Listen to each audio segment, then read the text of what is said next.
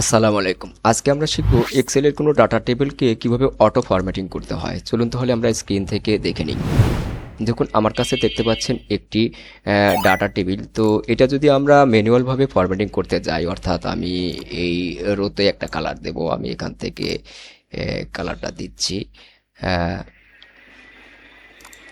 আমি এই কলামে একটি কালার দেব, এখান থেকে দিচ্ছি। তো এইভাবে যদি আমরা ম্যানুয়ালভাবে আমরা যদি এটা করতে যাই যে এটার আমি ইটালিক করব, এইভাবে যদি আপনি ম্যানুয়ালভাবে ফরম্যাটিং করতে যান তাহলে কিন্তু আপনার অনেক সময় লেগে যাবে। তো এই কাজটা আমরা কিন্তু অটো ফরম্যাটিংয়ের মাধ্যমে করতে পারি। তো সেটি কিভাবে চলুন আমরা দেখে নিই। তো আমি এটাকে আন্ডু করছি।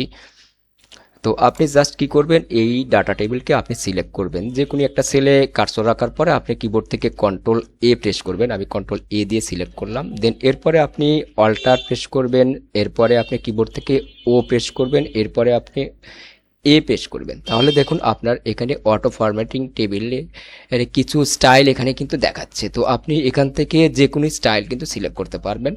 এখানে আরও অনেক স্টাইল আছে, আপনি যদি নিচের দিকে যান তাহলে দেখতে পারবেন। তো আপনি এখান থেকে আপনার পছন্দ মতো যে কোনো একটা কিন্তু সিলেক্ট করতে পারবেন। ধরুন আমি এটা পছন্দ করছি, আমি এটা ক্লিক করলাম। দেন এরপর থেকে এখান থেকে ওকে করবেন। তো ওকে করার পরে দেখুন এই স্টাইলটি আমার কিন্তু টেবিলে অ্যাপ্লাই হয়ে গেছে। তো আপনার যদি এটি ভালো লাগে তাহলে রাখলেন। আপনি যদি মনে করেন যে না এটি আমার ভালো লাগছে না, তাহলে আপনি কন্ট্রোল জেড দিয়ে আন্ডু করে আপনি কিন্তু আবার অল্টার ও এ প্রেস করতে পারেন। তাহলে কিন্তু দেখুন আপনি আবার এই স্টাইলগুলো পাচ্ছেন। আপনি এখন এখান থেকে আবার অন্য কোনো স্টাইল যদি সিলেক্ট করতে চান যে আমি এই স্টাইলটা নিতে চাই, দেন আবার আপনি এখান থেকে ওকে করলেন। তাহলে কিন্তু দেখুন আবার নতুন যে স্টাইলটা সেটি আপনার এখানে অ্যাপ্লাই হয়ে গেছে। তো আপনার যদি এটা ভালো লাগে তাহলে আপনি রাখলেন, না হলে কিন্তু আবার আপনি পূর্বের মতো করে আপনি স্টাইলগুলোকে চেঞ্জ করতে পারেন। তাহলে খুব সহজেই কিন্তু একটি স্টাইলিশ টেবিল কিন্তু ফরম্যাটিং এখানে হয়ে গেছে। তো ধন্যবাদ। ভিডিওটি ভালো লাগলে অবশ্যই লাইক কমেন্ট শেয়ার করতে ভুলবেন না।